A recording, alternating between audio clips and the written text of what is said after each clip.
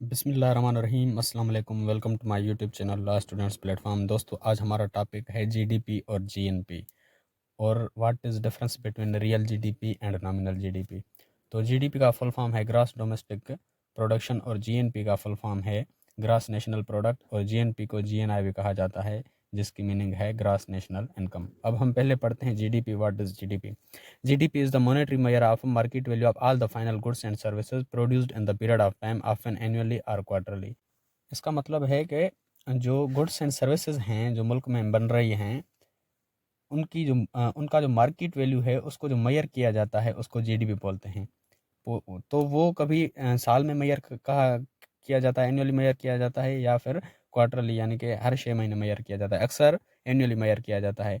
तो मुल्क की जीडीपी को मेजर किया जाता है अब फाइनल गुड्स एंड सर्विसेज को, ठीक है ना। अब फाइनल गुड्स एंड सर्विसेज का मतलब क्या है? यानी कि अगर एक चेयर है उसका मार्केट वैल्यू क्या है, एक चेयर यानी कि 2000 रुपये की है, तो मार्केट वैल्यू उस चेयर का जो है माना जाएगा, जीडीपी में ऐड किया जाएगा। उसका ऐड नहीं किया जाएगा, यानी कि अगर चेयर किस चीज़ से बनती है, या कि रॉ मटेरियल यानी कि लकड़ी से बनती है, या उसमें जो है कील्स लगती हैं, या उस पे मेहनत लगती है, तो वो ऐड नहीं होगा। जो फाइनल गुड्स तैयार होके हमारे पास चेयर आती है उसका मार्केट वैल्यू जीडीपी में ऐड होता है, ठीक है ना। रॉ मटेरियल का जो है जीडीपी में ऐड नहीं होता। और it does not include the income earned bye resources in foreign country. और फॉरेन कंट्री में जो रिसोर्सेज से अर्निंग होती है वो भी जीडीपी में ऐड नहीं होती, वो जीएनपी में होती है, ठीक है। और imported things are minused from GDP and exported things are added in GDP. यानी कि जो हम चीज़ें इंपोर्ट करते हैं वो जीडीपी से माइनस होती हैं, वो हम माइनस कर देते हैं। और जो हम चीज़ें एक्सपोर्ट करते हैं, दूसरे ममालिक में भेजते हैं, वो जीडीपी में ऐड होती है। मिसाल के तौर पर हमने 10 लाख की गुंदम बाहर ममालिक में भेजी, तो वो जीडीपी में ऐड हो जाएगी कि 10 लाख की भेजी हमने, ठीक है। और अगर हम कोई चीज़ वहाँ से इंपोर्ट करते हैं, यानी कि हमने फ़ोन से 5 लाख के इंपोर्ट किए, तो वो जो है एक्सपोर्टेड थिंग्स से माइनस हो जाएंगे। यानी कि 10 लाख की अगर हमने भेजी गंदम और 5 लाख के इंपोर्ट किए, तो 10 लाख में से 5 लाख गए, तो 5 लाख हमारी ये जीडीपी बनेगी, ये ऐड होगी। तो इसलिए कहा जाता है कि ज़्यादा चीज़ें इंपोर्ट ना करो और इंपोर्ट से ज़्यादा एक्सपोर्ट करो। अगर हम एक्सपोर्ट कम करते हैं, इंपोर्ट ज़्यादा करते हैं, तो हमारी जीडीपी पे बहुत असर होगा और जो है इन्फ्लेशन भी ज़्यादा बढ़ सकती है, ठीक है। और बाहर ममालिक में जो हमारे पाकिस्तान की प्रोडक्ट जाती है, तो भी यही कहा जाता है कि अगर आप भले ही बाहर के मुल्क में रह रहे हो, फिर भी वहाँ आप पाकिस्तान की प्रोडक्ट खरीदो, और इससे क्या होगा कि हमारे पाकिस्तान की ही जीडीपी में इजाफा होगा। मिसाल के तौर पर हमारे बिस्किट जो हैं वो बाहर के ममालिक में गए, तो अगर वहाँ भी आप वो बिस्किट पाकिस्तान वाले खरीदते हो, तो ये भी हमारे जीडीपी में ऐड हो जाएंगे। तो ज़रूर ऐसा कहा जाता है कि अगर आप किसी और मुल्क में रह रहे हो और वहाँ अपने मुल्क की प्रोडक्ट मिल रही है, तो वही प्रोडक्ट खरीदो ताकि हमारे मुल्क को ही फ़ायदा हो, ठीक। और जीडीपी भी हमारे मुल्क की इंक्रीज़ हो, तो ये हर साल चेक की जाती है, ठीक है। अब जो जीडीपी का फार्मूला है, वो जीडीपी का फार्मूला है C+I+G+ bracket X minus M। अब C मतलब कंज्यूमर स्पेंडिंग, यानी कि जो रोज़मर्रा की ज़िंदगी में हम चीज़ें स्पेंड करते हैं वो ऐड होंगे, ठीक है ना। और बिजनेस इन्वेस्टमेंट, यानी कि इन्वेस्टमेंट बाय बिजनेसमैन, जो बिजनेसमैन इन्वेस्ट करते हैं वो भी जीडीपी में ऐड हो जाएगी। और गवर्नमेंट स्पेंडिंग, जो यानी कि गवर्नमेंट रोड्स बनाती है, डैम्स बनाती है, मेट्रो बसेस बनाती है, या जो भी गवर्नमेंट स्पेंड करती है वो भी जीडीपी में ऐड हो जाएंगे। फिर है ब्रैकेट में एक्स, शो करता है एक्सपोर्ट को, यानी कि जो हम एक्सपोर्ट करते हैं चीज़ें, माइनस उसमें से इम्पोर्टेड थिंग्स, यानी कि जैसे हमने गंदम जो है, हमने वीट जो है एक्सपोर्ट की, उससे माइनस किया जाएगा इम्पोर्टेड थिंग्स, यानी कि हमने जो फ़ोन्स वहाँ से मंगवाए, वो जो है हमने इंपोर्ट किए, वो इनसे माइनस हो जाएंगे। फिर इसमें से जो भी माइनस होंगे ये सारे हम ऐड करेंगे, जो हमारा आंसर आएगा वो हमारी जीडीपी होगी, ठीक। तो ये हमारी थी जीडीपी। अब है जीएनपी या जीएनआई। इसका मतलब है ग्रॉस नेशनल प्रोडक्ट या ग्रॉस नेशनल इनकम। जीएनपी और GNI is the market value of all the final goods and services produced by nation during a year in and outside the nation. GNP या GNI market value है उस final goods और services का जो हमारी nation से बनाई गई हैं, जो हमारी कौम ने बनाई हैं, मुल्क के अंदर या मुल्क के बाहर। यानी कि अगर कोई भी बंदा हमारा मुल्क के बाहर रहता है, सऊदी अरब में या दुबई में, और वहाँ से वो जो चीज़ कमाता है वो जीएनपी में ऐड होती है, ठीक है ना। अब इसका फार्मूला क्या है, जीएनपी या जीएनआई का फार्मूला क्या है? जीएनपी का फार्मूला है जीडीपी, ठीक है। जीडीपी जो भी हमारी निकली थी वो लिखेंगे, उसमें से माइनस करेंगे income of foreigners working in our country, जो फॉरेनर्स हमारे मुल्क में काम करते हैं, जो कमाते हैं, वो हम जीडीपी से माइनस करेंगे और प्लस उनमें उसमें से करेंगे प्लस उनमें करेंगे income of country man working in foreign, जो हमारे कंट्री के लोग बाहर ममालिक में काम करते हैं वो इसमें ऐड किए जाएंगे। तो फार्मूला इसका हो गया, यानी कि जीडीपी का जो भी हमारा आंसर था वो लिखेंगे, उसमें से माइनस करेंगे जो भी लोग यहाँ हमारे मुल्क में बाहर के ममालिक के लोग हमारे मुल्क में कमा रहे हैं वो जीडीपी से माइनस करेंगे और इसमें ऐड करेंगे जो हमारे लोग बाहर ममालिक में काम करते हैं, इसमें ऐड करेंगे, जो आंसर आएगा वो होगा हमारा जीएनपी या जीएनआई। ठीक है, तो ये हमारा जीडीपी और जीएनपी हो गया। अब है हमारा what is difference between real GDP and nominal GDP. तो ये सवाल अक्सर एग्जाम्स में आता है कि जीडीपी डिफाइन करो, जीएनपी करो डिफाइन, और रियल जीडीपी और नॉमिनल जीडीपी डिफाइन करो। तो अब हम पढ़ेंगे real GDP versus nominal GDP. ठीक, अब हम एक तरफ लिखते हैं नॉमिनल जीडीपी और दूसरी तरफ लिखते हैं रियल जीडीपी। अब नॉमिनल जीडीपी क्या है? It reflects both quantity of goods and services as well as price of goods. जो नॉमिनल जीडीपी है वो दोनों चीज़ों में फ़र्क पैदा करती है, क्वांटिटी ऑफ गुड्स को भी में भी फ़र्क पैदा करती है और गुड्स की प्राइजेज में भी जो है रिफ्लेक्ट करती है। ठीक है, इसको हम आगे एक मिसाल से समझते हैं। और जो रियल जीडीपी है it reflects only quantity of goods, price will be same as compare to the base year. जो रियल जीडीपी है वो सिर्फ क्वांटिटी ऑफ गुड्स को रिफ्लेक्ट करती है, उसमें चेंजिंग आती है, प्राइस उसकी सेम होती है as compare to base year को कंपेयर करते हुए रियल जीडीपी की प्राइस जो है सेम रखी जाती है। ठीक है, पहला डिफरेंस ये हो गया। हम इसको आगे एक मिसाल से समझते हैं, फिर आप ये दूसरी दफ़ा देखोगे तो आपको समझ आ जाएगा। ठीक है, अब दूसरा मिसाल है total value of all the goods and services produced by economy at the market price in A current year. जो इसका total value of all the goods and services है उसका जो मार्केट प्राइस है वो करंट ईयर से compare किया जाएगा। ठीक है, और रियल जीडीपी का total value of all the goods and services produced in a year measured at the price of base year.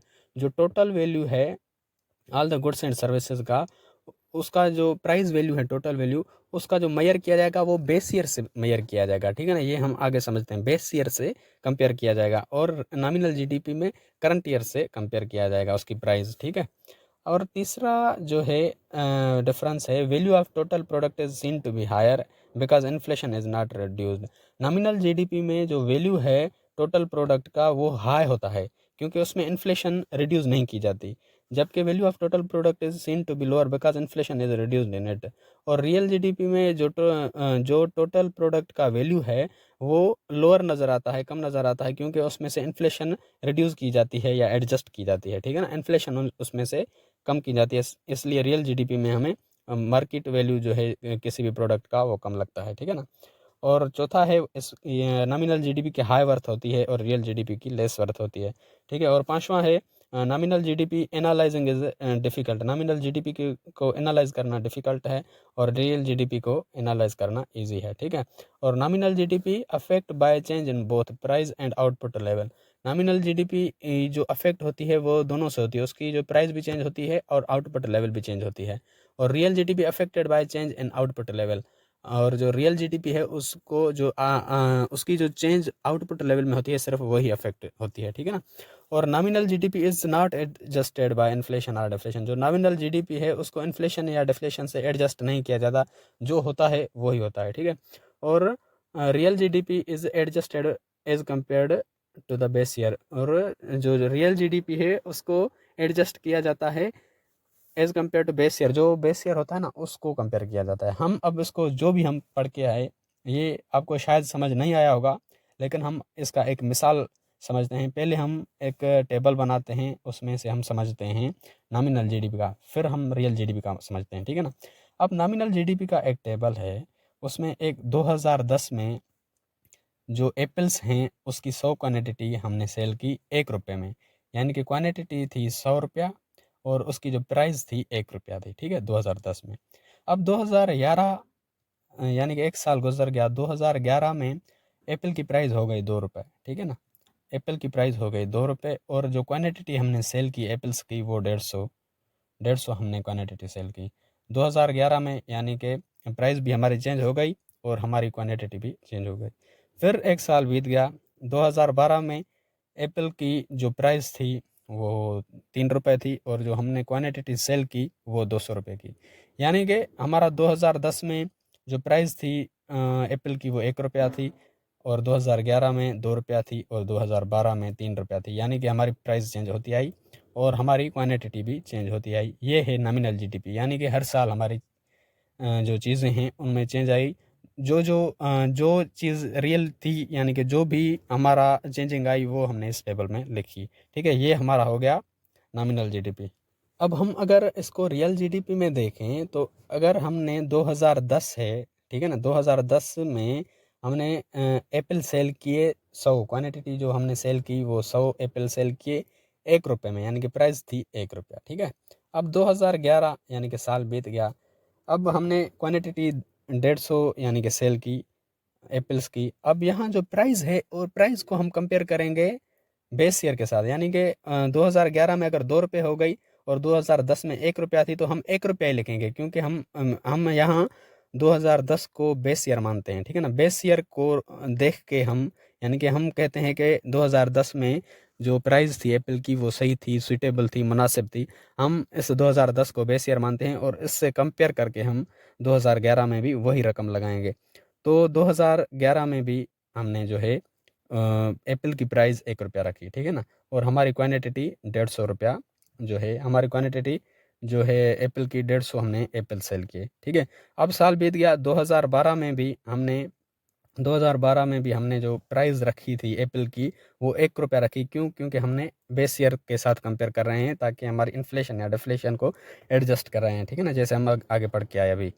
तो 2012 में भी हमने 1 रुपया रखी प्राइस, और क्वांटिटी हमने जो सेल की एप्पल्स की वो 200 रुपये की।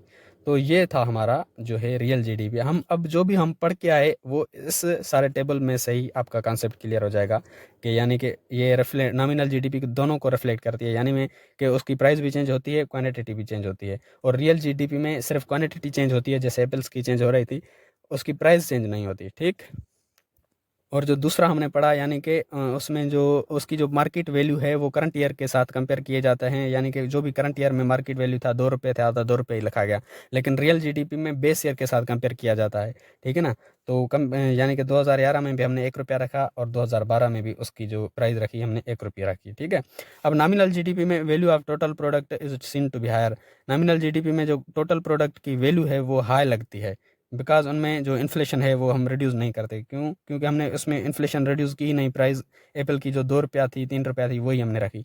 लेकिन रियल जीडीपी में यहाँ वैल्यू जो टोटल प्रोडक्ट का है वो लो लगता है, क्योंकि हम यहाँ जो है बेस ईयर के साथ कंपेयर करके उसकी इन्फ्लेशन को रिड्यूस करते हैं। ठीक है ना, इसका हाई वर्थ होता है नॉमिनल जीडीपी में, और उसका लेस वर्थ होता है। इसकी एनालाइजिंग डिफ़िकल्ट है थोड़ी, उसकी ईजी है। ठीक है ना, और ये नॉमिनल जीडीपी अफेक्ट होता है प्राइस और आउटपुट से, और वो सिर्फ आउटपुट से अफेक्ट होता है। Nominal GDP is not adjusted by inflation और डिफ्लेशन। नॉमिनल जीडीपी को आपने देखा कि हम उसको एडजस्ट नहीं कर रहे थे, यानी कि सेब जो था 2 रुपये का था तो 2 रुपये में ही भेजा, 3 का था 3 का ही भेजा। ठीक है ना, और इसको जो है एडजस्ट किया जाता है बेस ईयर के साथ कंपेयर करके। यानी कि 2010 में अगर 1 रुपया थी उसकी प्राइस, तो 2011 में भी हमने 1 रुपया रखी, और 2012 में भी हमने 1 रुपया रखी, यानी हमने यहाँ इन्फ्लेशन और डिफ्लेशन को एडजस्ट किया। तो दोस्तों यही था जीडीपी और जीएनपी का कॉन्सेप्ट, और नॉमिनल जीडीपी और रियल जीडीपी का कॉन्सेप्ट। उम्मीद है कि आपका कॉन्सेप्ट क्लियर हो गया होगा। और अगर आपको और इकोनॉमिक्स की वीडियोस देखनी हैं तो मेरे चैनल की प्लेलिस्ट में जाएं, वहां आपको इकोनॉमिक्स की एक प्लेलिस्ट मिलेगी, जिसमें सारे इकोनॉमिक्स के वीडियोज़ हैं, वो सारे आप देख सकते हैं, जो कि अक्सर एग्जाम्स में आते हैं, वही वीडियोज़ आपको मिलेंगे। तो दोस्तों चैनल ज़रूर सब्सक्राइब करें, और अगर आप लॉ के स्टूडेंट हो तो लॉ के भी आपको लेक्चर्स सारे मिल जाएंगे मेरे चैनल में। हर सब्जेक्ट की अलग प्लेलिस्ट बनी हुई है, वो आप विज़िट कर सकते हैं। और अगर आपको इसी टॉपिक के नोट्स चाहिए तो वो नोट्स की मैं लिंक डिस्क्रिप्शन में दे रहा हूँ, उस पर क्लिक करके आप इसी टॉपिक के नोट्स भी डाउनलोड कर सकते हो। शुक्रिया। अगर आपको लॉ के रिगार्डिंग किसी भी टॉपिक की वीडियो चाहिए तो वो टॉपिक लिख के साथ में लॉ स्टूडेंट्स प्लेटफॉर्म लिख के यूट्यूब पे सर्च करेंगे तो आपको सबसे पहले मेरी ही वीडियोस मिल जाएंगी, जिससे आप अपना इजीली कॉन्सेप्ट क्लियर कर सकते हैं।